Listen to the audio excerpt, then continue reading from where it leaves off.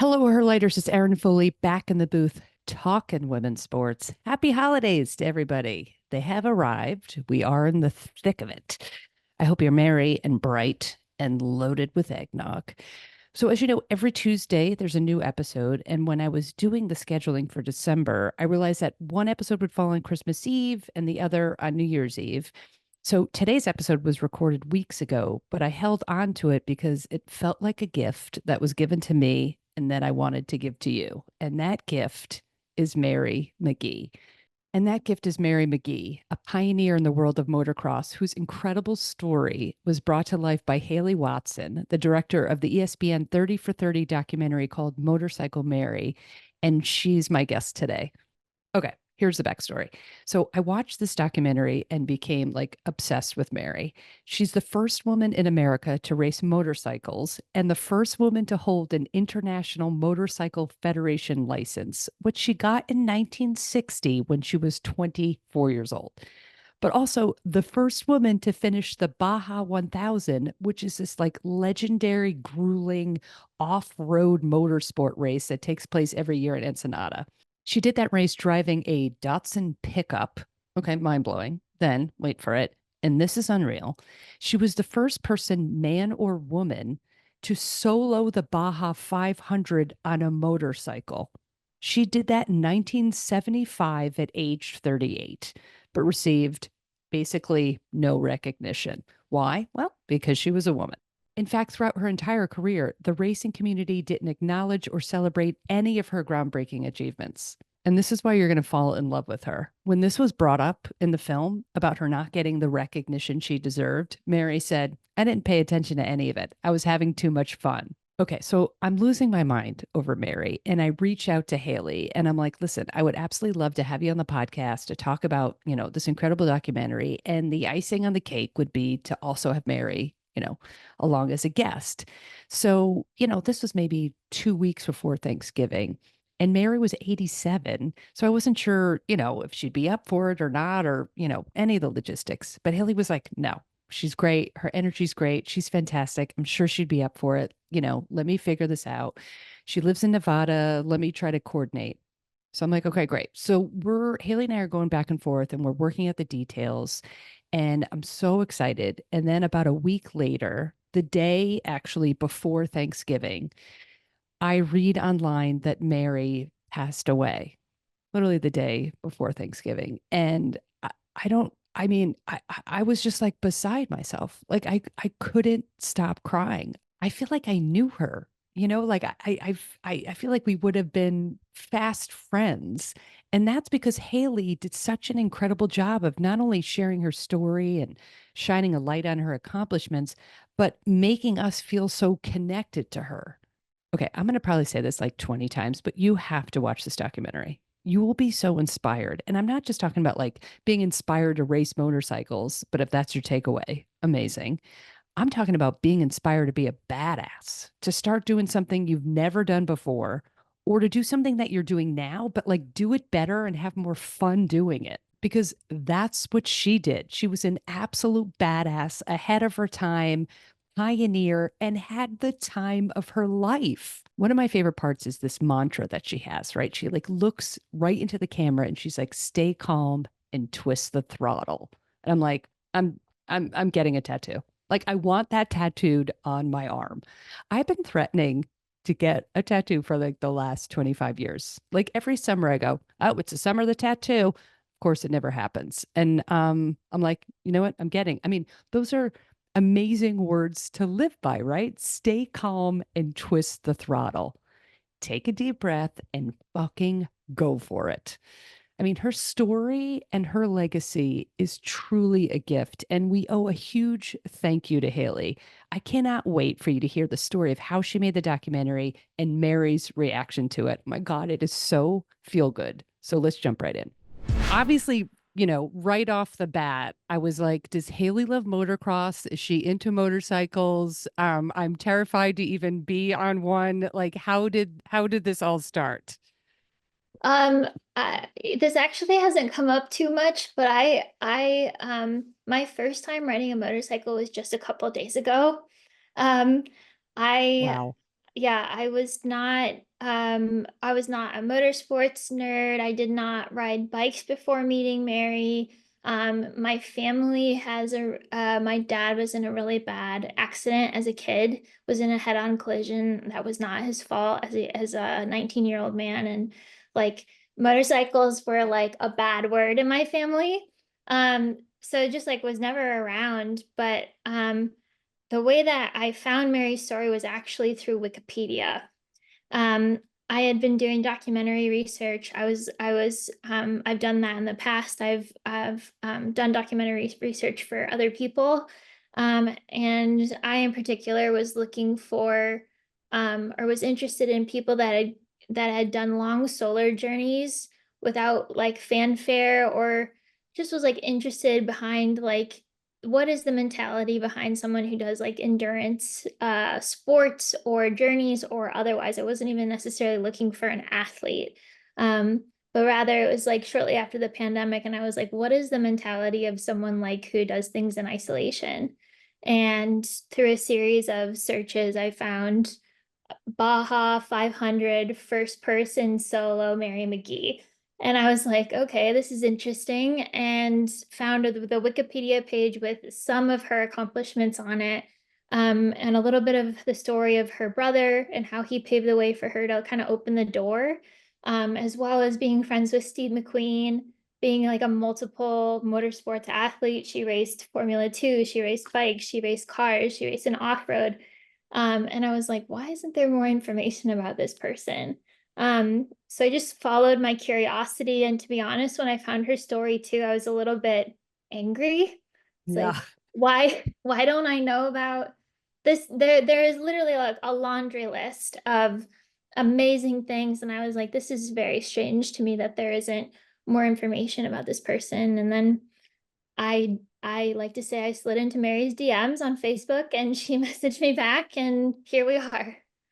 Okay, wait. All right. So many questions now between that and I slid into the DMs on Facebook. It's just so interesting this theory or this idea of isolation, right? You're in the pandemic, you're feeling isolated, and that's what drew you to start the idea of searching for stories of people kind of conquering that. That's I mean, I had no like usually with sports stocks, it's like, yeah, my aunt loved, motorcycles and I jumped. So I've never heard a story where the angle in was just, so different than sort of, like her story, but of course it was part of her story. So that's absolutely fascinating. So you were not like a big sports fan to say. No, I really love sports. I grew up playing sports. I was a soccer player. I did gymnastics. I did a lot of different things. I really enjoy sports. Um, but like I am not a religious sports watcher. I am not a religious about motocross or motorcycles in any way. But being an athlete when I was younger, I definitely can understand that sport is such an access to so many larger metaphors. um, and I think in particular, I found and pitched a story called The Queen of Basketball as well, which was about the first woman ever drafted by the NBA. Um, and maybe being on the outside is a good way of coming in and having fresh eyes and being like, when I found Mary's story, I was like, I felt like I was holding up like a diamond, and people were like, that's not a real diamond. And like, and like she had been in she had been around, she had been in multiple disciplines, like people in the communities knew her. And I think maybe because she was across disciplines as well, it was a little bit harder to see a full picture of really how much impact she had had. um but as an outsider, I was like, why isn't anyone else freaking out about this? Yeah. Whether it's Mary or other women that I found that happen to be in sports history that have really made a mark in different ways. But yeah, I think like the tipping point was uh post pandemic, having spent like a lot of people just in like a lot of isolation, um coming out of that and being like, I'm just curious how people do that. And you hear about these people on like 100-mile races or whatever that may be, or circumnavigating the earth, things like that. And I was just interested in what is the mentality behind someone that does that for long periods. Yeah. Well, I mean, it's also interesting too, because historically women have always done better in long distance and like grueling solo races. Of course, no one gives, these women any props. So that's why I think the story has resonated with so many people because, well, we'll talk about like kind of how inspiring she is towards the end. But I want to get into kind of the nerdy process because I just love documentaries, but it's just fascinating how like it kind of originates. So you discover her, you're getting material and then you reach out to her. So when you reached out to her, like how did that process go? Like what was her reaction and like her level of enthusiasm for it? So I found that Wikipedia page.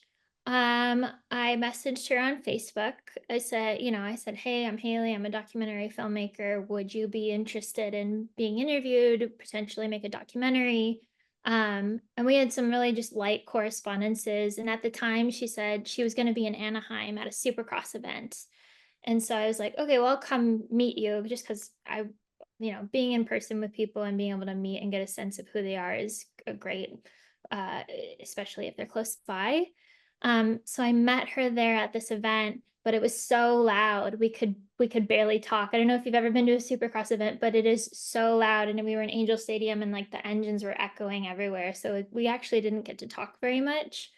But we got on the phone, and basically before I interviewed her, this was a really short span. This was about 2 weeks. So I got on the phone with her and was basically like verifying that everything that I was seeing was actually correct, or like what wasn't correct about her story, so that I had a baseline of like, okay, these are the things that you'd accomplished, and here are some of the other things and themes that I might find in a film if I were to make a film. Um, and everything kind of checked out, and it gave me enough confidence to say, okay, I feel like I can go up and do an interview and pull out all the details from there about her greater story and her and like a bigger encompassment of her life. Um, and then her nephew very graciously gave us his garage space, and I went up over a weekend and I basically just hung out with Mary and started to gather all the archival material that you see, which was basically from her. Um, she had 3 huge tubs of like photos and things, and then her nephew pulled out Super 8 reels with like so much of the racing footage that you see in the films. So that was how that began. So like very tight time period between meeting her in person and actually going to do the interview.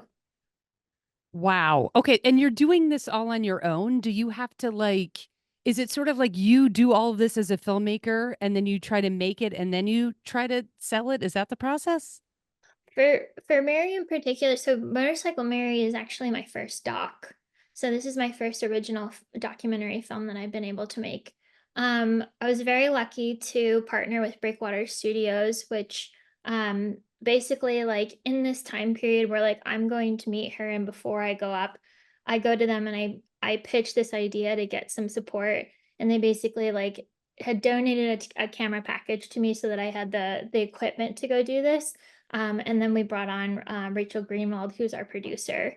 But then between the two of us, I'm very lucky that I'm a technician as well. So I was able to do the technical side of the filmmaking and the interview and setting up the camera and the lighting and all that.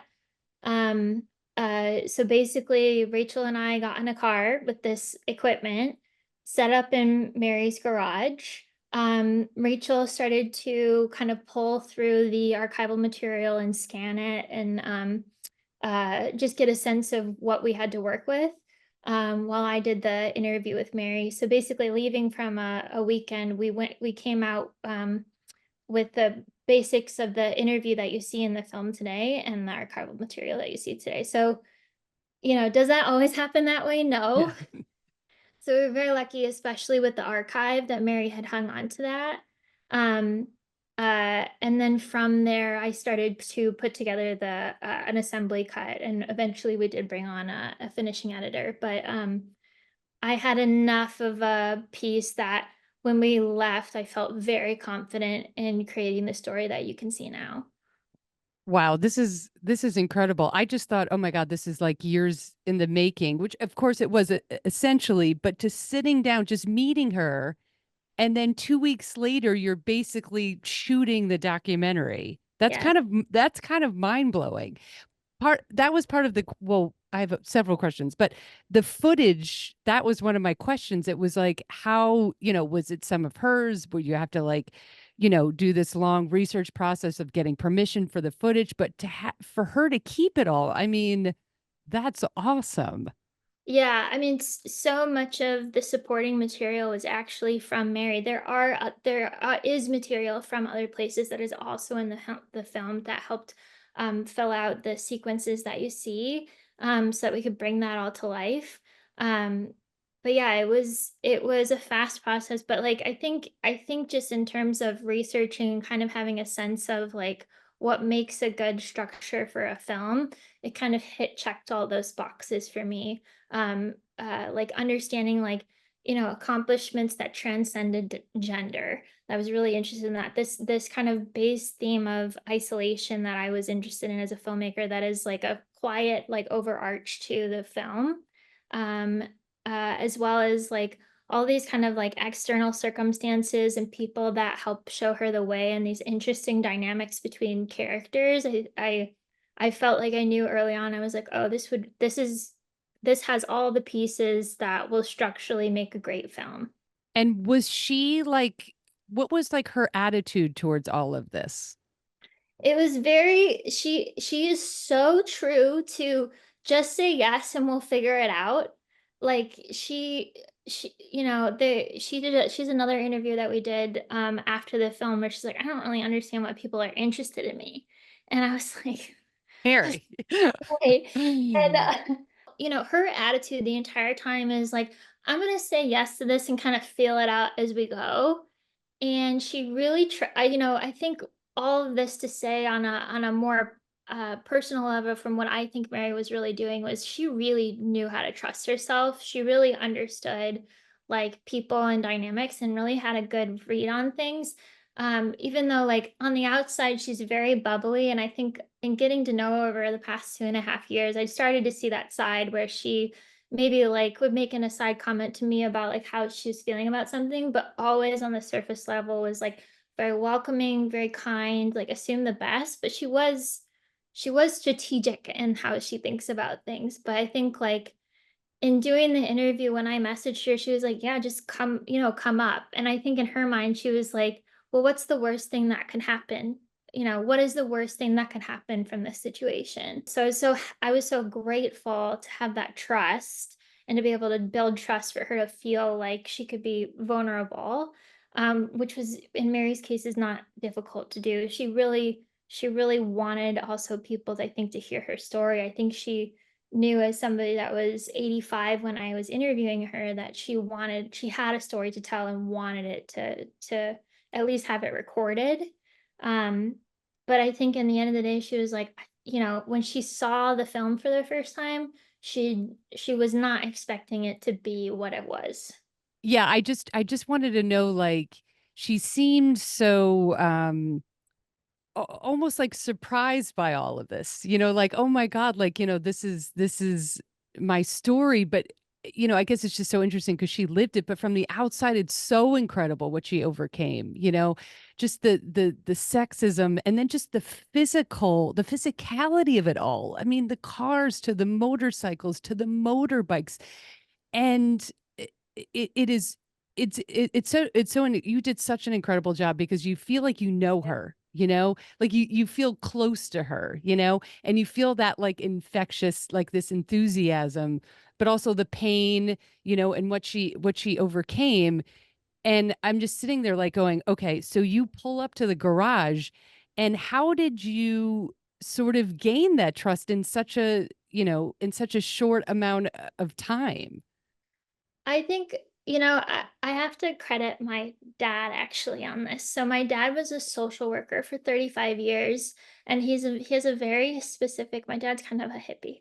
And but he has like a very specific aura, and I think I learned a lot from him as a kid. Um And I think one of the things that maybe I absorbed from my father was that when I go into an interview with someone, I never pretend that I'm the expert. I know that I will never be the expert. And I really make sure that they know that as well, because I think a lot of people, and even doing things like this, sometimes like people will prepare and you have kind of an encapsulation because you have limited time with people. And, Yeah. it's hard to encapsulate a message quickly. And I think one of the things was I didn't rush. I gave it any time that she needed. Um, and I was interested in the details, and I put her in the driver's seat. A lot of times at the beginning of interviews, I just say, I this is your story. I would compel you to be honest, but like at the end of the day, it's how you want to tell it. And I'm gonna ask you everything, but you don't have to answer what you want. And I make it known that it's like the power is in their hands. And I think that is the best way to get honest and authentic stories from people because you know, as much as I do know about Mary and about facts and like, Mary called me an encyclopedia at times, like I just know Mary facts, but, um, you know, I I will never know what it's like to be her. And I need to capture that as best as I can. And so I Yeah. just really dove into the details of like what that is.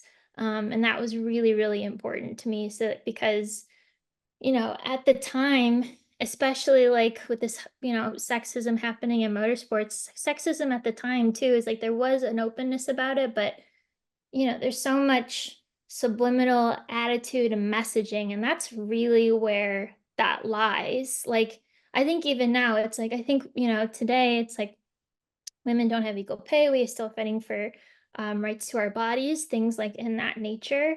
But sexism is not usually you can't do this. You're a woman. It's usually I'm not sure that she's going to be able to pick that up. I'm not even going to ask her to do that. I'm not sure that she can drive a car, so there's no way I'm going to ask her to get in a driver's seat. I think that is the world that she was mostly navigating, and she just was like, this is fun, I'm gonna do it. And so she was so unapologetic about being who she was. It was like she's incredible. When you go in to interview her, are you thinking, I'd love to do like one branch about like the storytelling and one branch of like, are you thinking it's a short? Are you think it's like a full length? And how does that, kind of affect the storytelling? When I was doing the interview itself, I had like, in working with Breakwater makes the short doc. So I did think that we were making a short, and I also knew that at the time, like it's just also just being a first time filmmaker and not having necessarily like a track record of the trust. I had a feeling it was going to remain a short no matter what I was doing. However, when I did the interview itself, the interview was very, very long. Because it basically like Mary and I also just like we talked a little bit about the how the interview went, but also just like when you like meet someone and you're like, oh, we get along. Like Yeah. there's something going on here. Is like I was so lucky to have that kind of relationship with Mary, where like, after like an hour or two, it was like we started to joke around with each other. There was like a lot of riffing, and I just like genuinely had it just felt like a glorified hangout on camera, which was like I was just like, tell me all your stories, and like I just enjoyed that. So in doing the interview, I guess to go back to your question, there were like in doing research and in being a filmmaker, I did go in with like a structure in mind of what I thought might be happening or important moments that I knew um, were going to be key moments to her life. What happened to her brother on the track was one of them. Her relationship with Steve McQueen and how he kind of got her into dirt sports. Um, the the the awards around the Baja 500 solo, I knew about that, and I knew that the events around that was going to be structurally very helpful to making a film. So I did make sure, like, I wanted to make sure I had those stories because I felt like those were going to be some of the framing of the house of the film. But just in talking to her, the greatest thing about documentary is like the amount of surprises that there usually Yeah. are. And she had so many stories that I was like, you know, this is just insane. And I can't necessarily, not all of them made the short. Um, but she has so many incredible stories of how things came to be, or even in the short, like how she got on a motorcycle for the first time. She had never really been on a bike before, and that whole sequence, and her coach Voshek. I didn't have a ton of information about at the time, and that those ended up being such key elements to the short. Um, but the short is still just feels like the tip of the iceberg for me. There is so much of a bigger story about Mary and like what she did and all of her accomplishments. And so I think like um the short just feels like a little piece of candy, and like there's a whole Yeah. deal.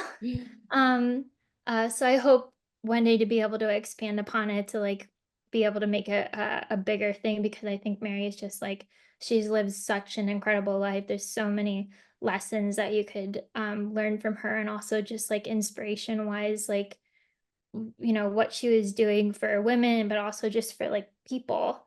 Um, is just really, really incredible. Yeah, I watched it.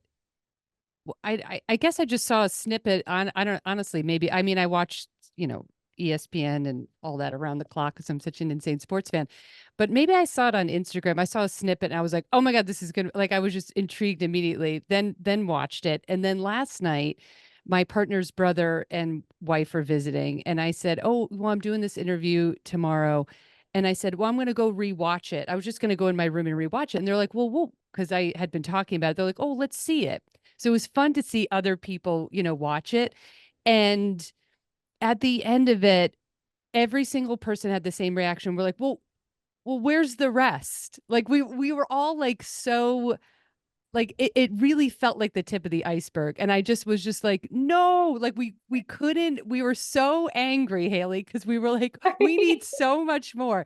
But I mean, kudos to you. You're first, I didn't even know this, first time documentarian, and like it was so beautiful, but also just like, isn't that it? That's like the key of like success of like, oh, we wanted so much more. And that was like another question of like, Haley, get back to work. We need more. Oh, yes, I'm doing, yeah, definitely, like, I don't know, she's incredible. There's so much to take away. She has so many incredible stories, like, years of Baja, and then like what was going on in her personal life, and she's just like truly an incredible person. So yeah, I hope to be able to expand that at some point. How did you determine like what made it in and what made it out? That must have been so difficult. That was one of the most difficult tasks of the entire film, was like just honing in on what the structure that you see now. I think in the encapsulation of the short, I did keep with the themes of isolation, and also kind of I did want very specifically that piece about the Baja 500 solo, because she was denied. I think it just encapsulates the full message of the film about this denial of support, which is really that, she deserved this Iron Man trophy, she never got it. And I think that like points to that greater theme I was talking about, of like, she really just wanted support, and that but she has to remain in isolation on like a very high nerdy level. So in doing the short, I just kind of made sure that all of the pieces kind of spoke to that I messaging, gotcha. in the encapsulation of the scenes.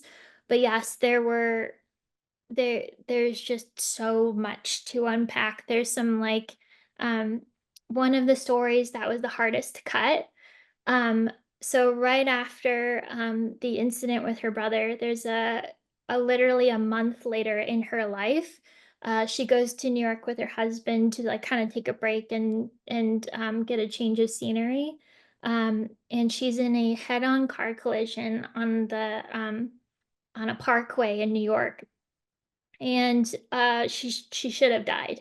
Like the detective later, she has this whole story where the detective later like looks at the car and says, "I have no idea how a person even got out of that."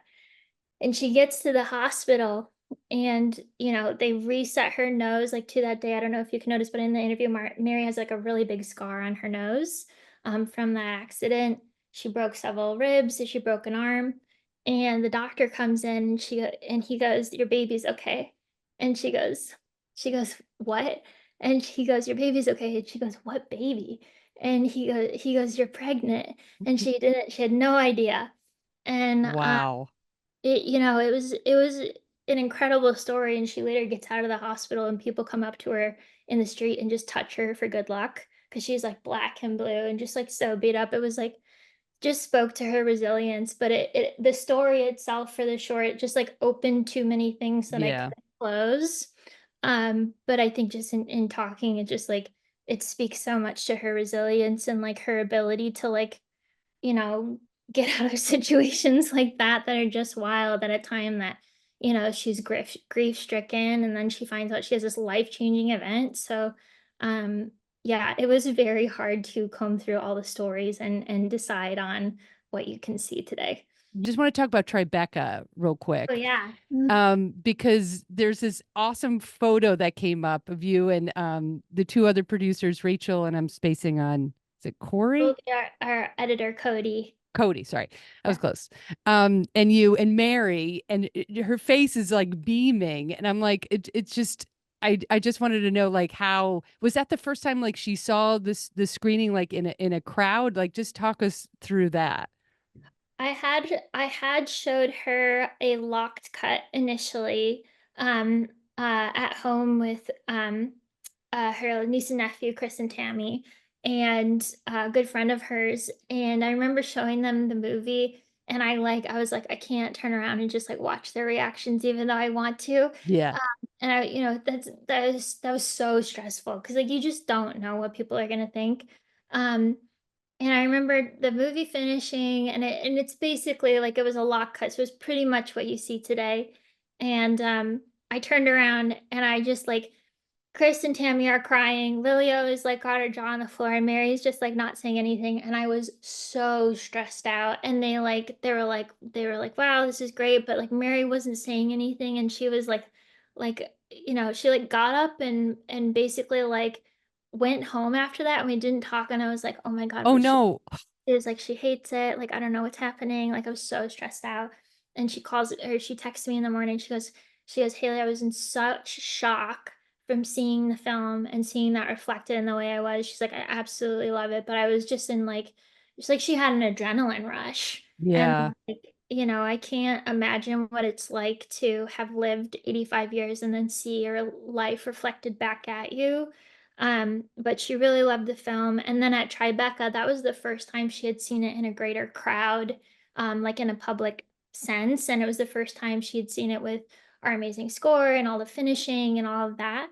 And she loved it. And I know that people afterward were like just so thrilled and came up to her and were saying such sweet things to her. To There was a little boy at the screening who I found out later was getting on a bus to Philadelphia, and he turned to his mom and said, I'm gonna be like Mary and just say yes and breathe when I get on this bus. And I was like, that really hit me of like, okay, wow, people really seemed to take away Mary's spirit from the film, which made me so happy. Yeah. Um, And I know that from Chris, her nephew, he had been texting me in other places that had screened where Mary was, and I wasn't necessarily with them, but he said she cries every time she sees the movie. She absolutely loves it. So that makes me feel great that somebody feels really positive about the way that their life is being reflected. I can't even imagine that pressure. I didn't even think about that as a filmmaker. You're screening in front of this subject for the first time. Holy, were you like, I need like four drinks. Like that Yes, that is absolutely. so stressful. That was like that's yeah. And like when she got up and left, and I was like, I could not sleep then. I was like, oh my God, she hates it. I don't know what I'm gonna do. Like, yeah, it's so stressful. Yeah, because it's like the pressure's on as soon as you go in and ask them to do something. It's like, Yeah. especially for someone like Mary, who you're looking at a life, their legacy and what their life reflects back to people. And it was like that is a lot of pressure. I did you give her shit like the next day and be like, I can't believe you didn't say anything. I didn't sleep for 24 hours. Yes, that was definitely a conversation. I was like, oh my God, dude, that was a lot. Uh, yeah, she definitely liked to joke around, and so but I was nerve-wracked. Yeah. Oh my God. I literally, it's just things you don't even like think about. This is such a good, fun inside look on like just the making of it. And you mentioned score. I forgot. I just wrote down the word music. Um, the two things that I thought were so cool. Wait, hold on. I'm getting ahead of myself, but I won't keep you that long. The Tribeca, was that sort of like was that for you also as a filmmaker, let alone Mary and her family and her story, you as a filmmaker? I mean, what an incredible moment. Yeah, and for me personally, I think yeah, Tribeca is like such a dream festival to Yeah. have world premiere at, and I have not been to a lot of film festivals. Like for all intents and purposes, Tribeca was largely like the first one I had participated in as a filmmaker. Well, like yeah, that's 100% true. Um, but like to get that call and then to realize like, oh, this is like a really big deal. And I think like just going through that circumstances, you realize how much eyes get on that festival as well, and just it's really validating as a filmmaker, and to be honored and to be selected into a festival like Tribeca. So yeah, it was such a wonderful way to kick off the film and to celebrate Mary. So yeah, over the moon would be like an understatement. It was really wonderful. And I'm so glad to have the opportunity to be there. I was thinking just like kind of full circle, just, with the timing of this. And I'm not even talking about her passing, which I think is an incredible timing that she got to see this in the film festivals and all of this. So obviously that's a huge piece. But I just was thinking like in the world, like you post election, you have all these women, kind of reeling, feeling like, oh my God, we're, second class citizens, citizens and just basic sexism that's still alive and thriving. And then also this kind of swell of finally of the support for women's sports and, women action heroes and all of this female empowerment that, but especially in women's sports, which is just so exciting that this is sort of like the perfect moment for this film, And I just thought like that's pretty incredible because she encompasses and your film encompasses this kind of both all of these themes into one. Yeah, I'm so happy that the film is out now to offer people encouragement. It kind of makes me think about there was an early review of the film, and they were talking about how like the film is it's there's so many feminist themes in the film, but it's not rah rah, hear me roar. Yeah. And I think there is so much that I take away personally and from Mary's story, just in terms of like she was just like, I like this. I'm gonna do it. I'm gonna just be who I am. I'm not gonna accept that, she very much felt like the odd person out many times, as she says it in the film. I wasn't their sister, I wasn't their mother, I wasn't their girlfriend, so people don't know what to do with me. And I think, especially now in our current day and age, sexism is not, oh, you're a woman, you can't do this. You don't like that does happen, but it's more rare. And I think especially in thinking of like my profession as a cinematographer, like the most often occurrence that I would say is like a microcosm of sexism that happens to me is who's coming to get the camera, because I'm there and there's no way, the thought does not occur to someone that I'm with that that's my job. And that I think is speaks larger to the thing that we're actually facing, and challenges those smaller thoughts that we have around, like it is not uncommon. I had a shoot recently where somebody was pointing at the camera and said, "Who's coming to get that?"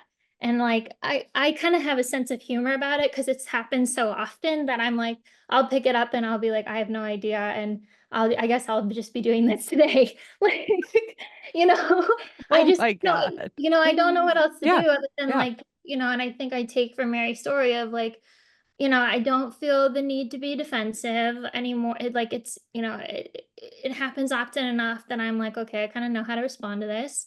Um, and it's just like, well, I'm just gonna do this. But what's the scary side of that is like when I'm not in the room, I think I wonder how much I'm an afterthought. I wonder how much they think about like, I'm not even gonna ask Haley or another woman because I'm not really sure if they have the physical abilities to do this. Like, Whereas like I know this man owns a camera. I know I've seen pictures or what, I don't know. But like I think it's starting to figure out a way to challenge those like more subtle thinking around what is the things that won't even allow women to get in the room. Like what, and rather than those topics that are like, you're a woman, you can't do this, which I think Yeah. are just less occurrent. So, and I think Mary like embodied that so well. And I have to think she had to be strategic. Like, I even think about this with my mom who is in corporate sales and worked her way up, and how she talked about like, oh, I just happened to get a promotion. It's like, you don't happen to get a promotion. You don't happen to end up in a Porsche Spider. You don't happen to get on a bike and do really well. That takes skill, that takes strategy, that takes talent. And I think, you know, in this current wave we're of feminism, I think there's a little bit more honesty about being able to take credit. Um, but I think in Mary's era, she had to do so much navigation of like, oh, it wasn't, I wasn't that good. But she happens to beat everybody with a smaller engine size. Or, we're just gonna let Mary go do this thing by herself because it's this cute woman thing. She does the Baja 500 solo, so I think it's just like thinking about the greater strategy of a career and like how she's just going to be able to do the thing she loves. I take so much inspiration from. Yeah, God, that's so well said. And also having fun while doing it. Like Mhm. that was like another takeaway. I just was like, she loved it, and Loved it. all the stuff that she had overcome in her perseverance. She might be the strongest woman I think I've I've ever not met, but feel like I know in my life. But the sense of just like, oh, I did it because it was fun, and you're like, oh my God, like you have to remember that, like this is fun. Yeah. You do it because it's fun. It's yeah, she's magical. I'll leave it this. I just read this quote and it says it was a January 1962 article in Motor Trend. You probably see this. It said it started with housewives revolt and ended with, so ladies, if you're bored with freeway traffic, don't give up, buy a motorcycle and join Mary McGee. I was like, oh my God, that's so cool. I That was love that. 1962. Hmm. Oh my God. I thought that was the coolest thing ever. So I don't know. Maybe it's a tattoo. Stay calm and twist the throttle. Keep me posted on that. I will keep you posted. But yeah, just a huge congratulations because the film, I mean, it was just so beautifully done. It's so inspiring and so kick ass. And now, like, everybody knows her story. And hopefully, Mary had a sense of like how incredible her story was. I mean, I know it's hard because you're living it, but, and got a sense of like how appreciated she is. Yeah, I mean, like, I'm really sad about Mary's passing, but I have such a sense of relief that the film is out and like people know her story and get a chance to know her and the light that she has, like that. So I'm really happy that we decided to do the documentary when we did and have the support that we did so that it's available to such a broad spectrum of people right now. Yeah, so that's just a huge, huge relief for myself, and I think it's safe to say for the family as well that they know that Mary will be encapsulated in a way that people will be able to access forever. I'm going to be honest, there were so many times when Haley was talking that I thought I was going to lose it. I mean, I was like welling up and like squeezing my leg under the desk just to like try to like gain some composure. And trust me, you're going to need a box of Kleenex and multiple glasses of wine while watching the doc. But oh God, it is such a treat. I'm also going to attach a link in the show notes to an ESPN article written by my friend Alyssa Ronick. She was a guest on the show. I think it was like episode 268, and we talked about Olympics and gymnastics. She's a huge motocross fan, and she rides motorcycles. Anyway, she wrote this amazing article about Mary and the screening of the film that took place at Babes in the Dirt, an annual 3-day dirt bike camp out for women. It's a great tribute, and the event itself wouldn't even exist if it wasn't for Mary paving the way. At the end of the article, Alyssa writes that Mary lived to see her legacy play out firsthand. Quote, but probably the thing I'm proudest about, McGee says, is that I had something to do with showing women that they can come out and race motorcycles. I'm not crying. You're crying. And that is our episode. Happiest of holidays. Merry Christmas. Happy Hanukkah. Happy Kwanzaa. Happy anything and everything you celebrate. All of you, by the way, are my feel good moment of the week. I haven't forgotten. I wouldn't be able to do this podcast without all of your support. So thank you so much. Mary is a gift. Haley is a gift. And all of you are a gift. Fans, friends, family, have the best week of your life.